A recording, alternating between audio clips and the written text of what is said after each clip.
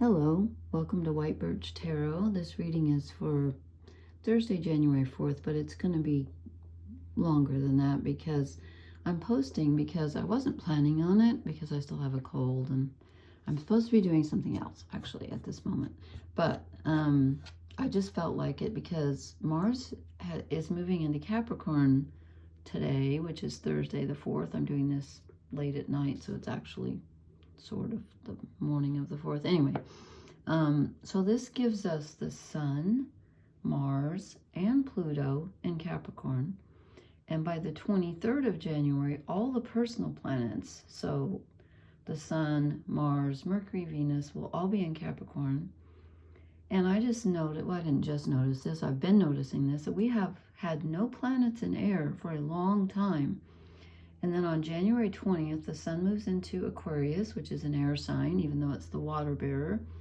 And on January 21st, the next day, Pluto, this is a big deal, moves into Aquarius the very next day.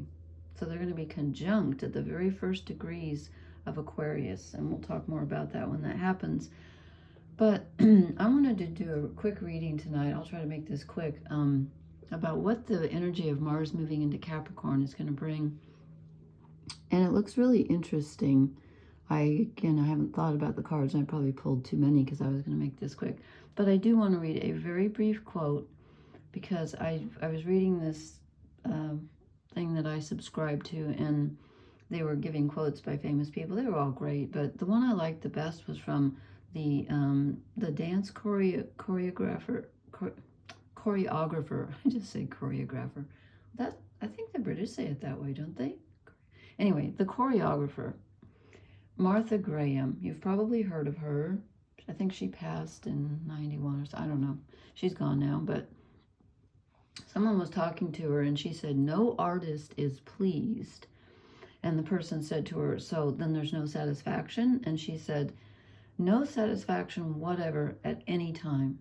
There is only a queer, defined dissatisfaction, a blessed unrest that keeps us marching and makes us more alive than the others." And I just thought that was really interesting. She's talking about artists, but I felt like that would apply to everyone here because I feel like people that watch tarot readings are different from, in a good way.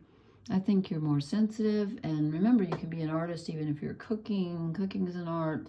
You don't have to be like a painter or a singer or a musician or a writer or whatever. You can be, but there are so many things that I think artists do feel things more deeply. And I just have a feeling that people who watch tarot and are interested in learning and, metaphysical things are more sensitive than others. So I thought you might enjoy that. Okay. So I'm off my soapbox now. I don't know what I'm talking about.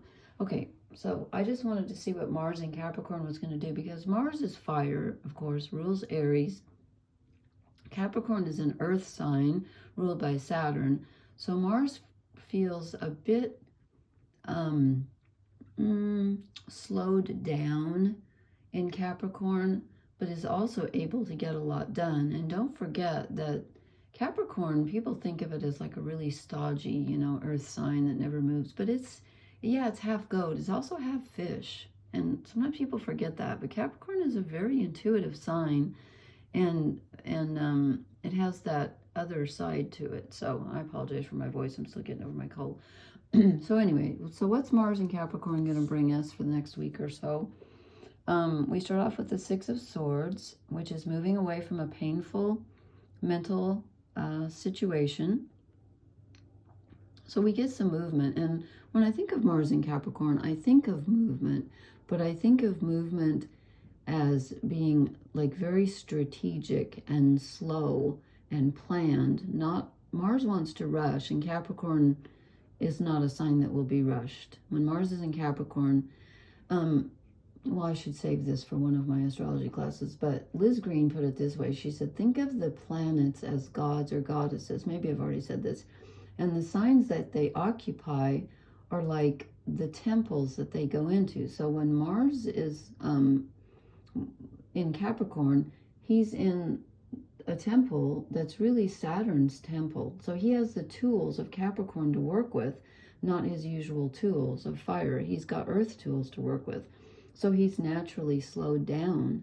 And then if you know your birth chart, whichever house that Mars falls in your, the transiting Mars falls in your house, and your natal Mars, of course, that's the area of your life where you will feel this influence. So wherever Capricorn is at in your chart. And again, if you need any help, I'll help you with that. Just let me know. So we're moving away from something that's painful on a mental level. We're trying to move away from that.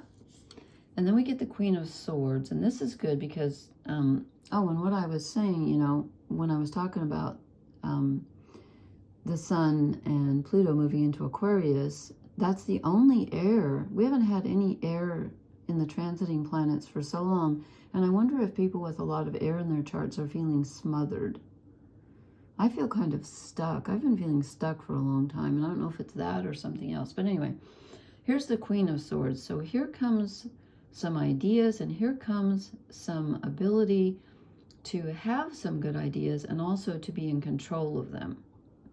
So I think our mental stuckness is just getting ready to leave us, and especially when the Sun and Pluto move into Aquarius on the 20th and the 21st, that's really going to help. And then we get the High Priestess, Caradwan.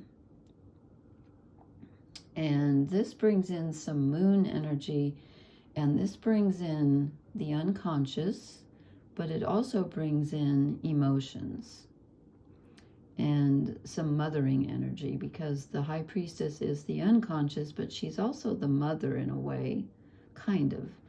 And, you know, she's got the moon on her head, so she's definitely related to the sign of Cancer. And so here comes some nurturing energy. It's kind of earthy, but it's also kind of watery because it's related to the moon, and it's to do with the subconscious. So this is a good connection, I think. All the cards came up upright. So here comes, you know, and again, Capricorn is a very intuitive sign. And so here comes some feminine energy with our thoughts connecting to our subconscious, and we may have some revelations, or, you know, something may come up that you hadn't thought of before, where you finally put two and two together and say, oh, why didn't I think of that before? Now I get it. And here comes some, I was looking for some earth energy. We get the Nine of Pentacles. This is having everything you need, not everything you want, but everything you need, and knowing it and being okay on your own. So Mars in Capricorn is very self-sufficient, if nothing else. Okay, so you're planning and strategizing, and you're self-sufficient.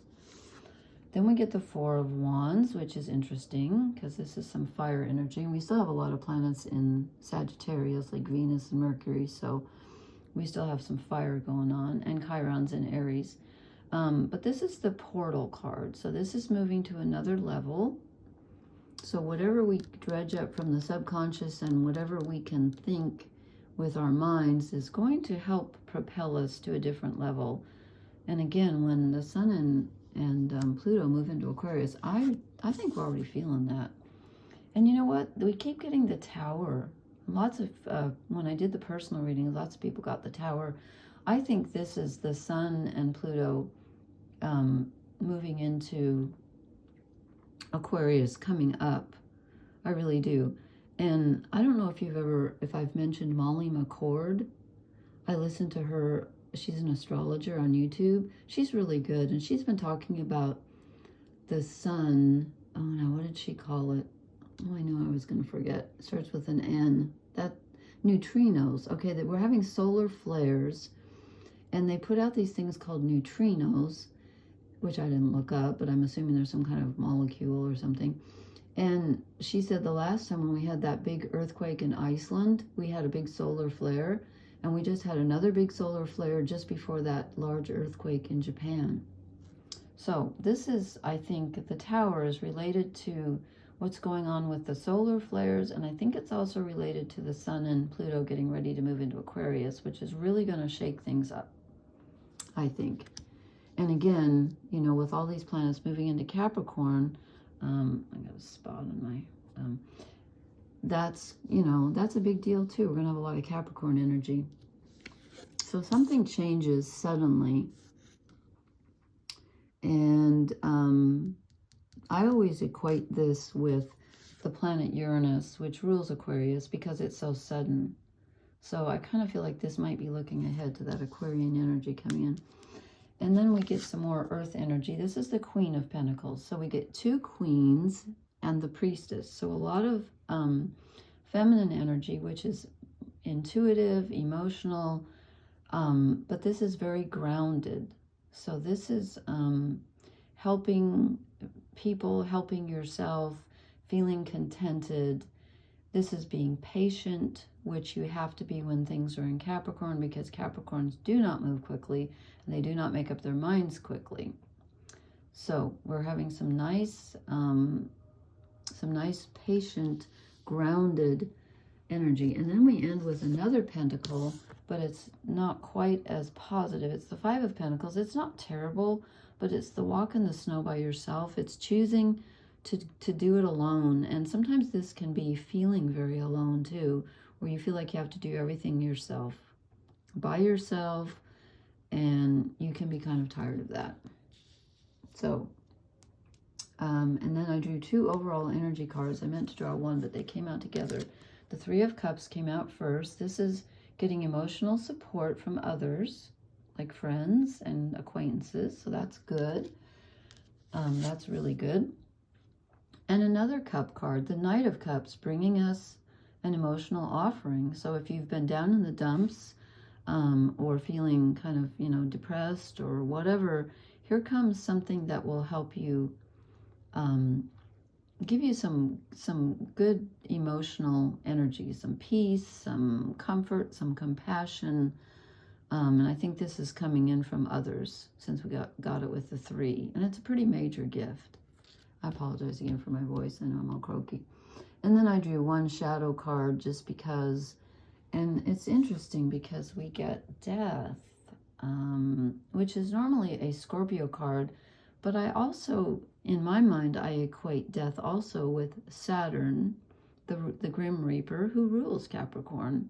So Mars, is, as I said, is moving in on the 4th, which is tomorrow, kind of tonight, moving into Capricorn. And I see a very clear connection between Saturn and the Grim Reaper. He is the Grim Reaper, you know.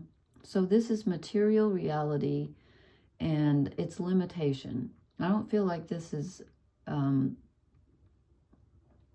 so much of an ending as I do us bumping up against our material limitations at this time. I don't know why I feel that, but I just do.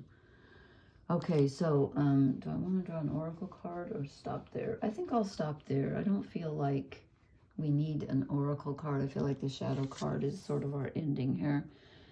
And it's not really bad. It's just that, you know, Capricorn has limits and Saturn has boundaries, and it likes that. And sometimes we need structure. I do. I like structure.